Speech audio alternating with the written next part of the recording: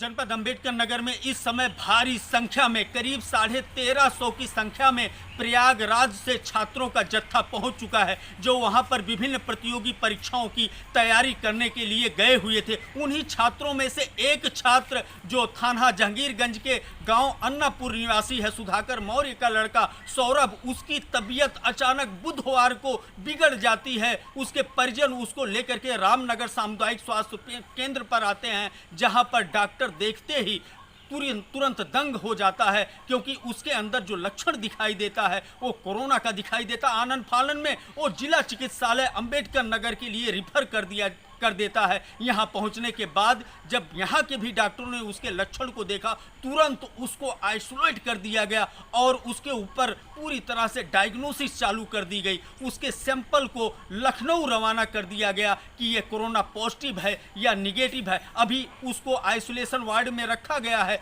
डॉक्टरों की पूरी मॉनिटरिंग और डायग्नोसिस चल रहा है। लेकिन पूरी जानकारी के लिए हम आपको सीधे लिए चलते हैं रामनगर के सामुदायिक स्वास्थ्य केंद्र पर और पूछते हैं कि वहाँ का डॉक्टर क्या कहता है। ये अन्नापुर गांव का निवासी है, सौरभ मौर्य नाम, इसके पिता का नाम है सुधाकर मौर्य।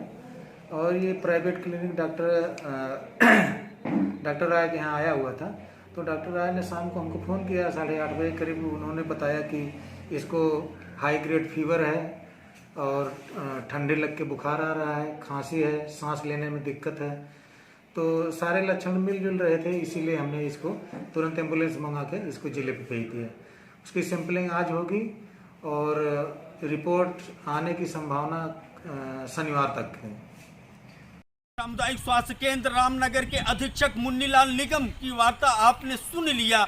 इस वार्ता के बाद जब उस छात्र के बारे में और जानकारी हमने करना चाहा तो पता चला कि जिस बस में सवार होकर के वह छात्र आया था, उस समय उसकी तबीयत उतना ज़्यादा खराब नहीं थी, लेकिन बस में कई लड़कों से उसने शेयर किया था कि मेरे सिर में दर्द हो रहा है और तेज बुखार है। लेकिन घर पहुंचने के बाद हालत उसकी बिगड़ जाती है। हमको जो जानकारी मिला है कि यहाँ के मुख्य चिकित्सा अधीक्षक ने उस बस को पूरी तरह से चिन्हित कर लिया है और चिन्हित करते हुए उस बस में जितने भी छात्र सवार थे उनके नाम को ट्रेस आउट करके लिस्ट बनाई जा रही है, क्योंकि उनका भी परीक्षण कराया जाएगा। उस परिस्थिति में अगर यह छात्र सौरभ पॉजिटिव पाया जाता है तो संदेह के आधार पर जो इस समय पूरी तरह से संदेह बना हुआ, पूरी जानकारी के लिए हम आपको सीधे लेकर के चलते हैं मुख्य चिकित्सा अधीक्षक जनपद अंबेडकर नगर के डॉक्टर अशोक के पास।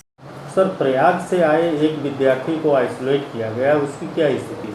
ऐसा था कि प्रयागराज से अभी 2 दिन पहले बच्चे आए थे, उनकी स्क्रीनिंग की गई थी। तो एक बच्चा था, उसका कुछ टेम्परेचर ज़्यादा था, उसको हम लोग क्वारंटाइन में ले लिए। तो उसी दिन ले लिए थे और जिस बस से आया था उसके जो जितने भी बच्चे थे उनका नाम भी अलग से लिख लिया गया है और उनका सैंपल भेजा गया है। सैंपल के बाद पता चलेगा कि उसको क्या परेशानी है। वैसे इस समय बच्चा बिल्कुल पूरी तरह से स्वस्थ है। सैंपल कब तक आने की संभावना है? सैंपल उसका कल भेजा गया, अब रिपोर्ट 1-2 दिन में आती है।